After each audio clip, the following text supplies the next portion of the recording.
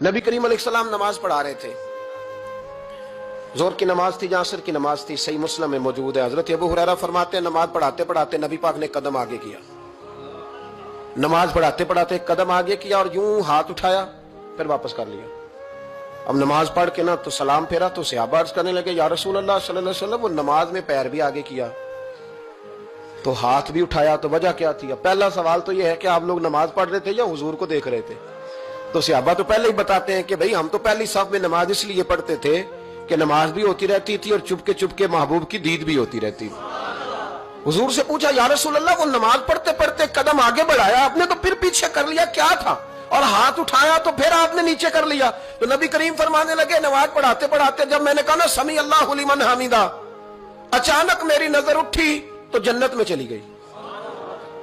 नजर उठी तो जन्नत में, तेरे लिए 2-4 कदम अर्श बरी है।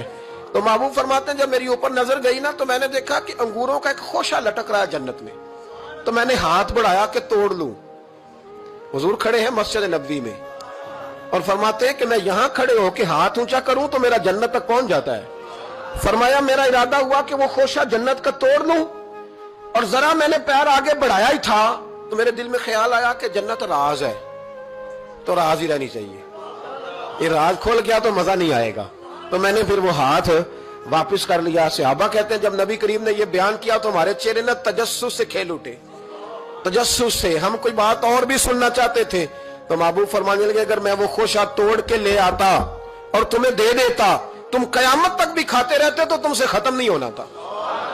ये सही मुस्लिम की हदीस है। ओ भाई, मेरे रसूल करीम के वाक़या में राज पे शिकवा करना, कहना समझ में नहीं आती कैसे गए थे। तो तू जो चाहे तो हर शब हो मिसाले शबे असरा, इसलिए कि तेरे लिए 2-4 कदम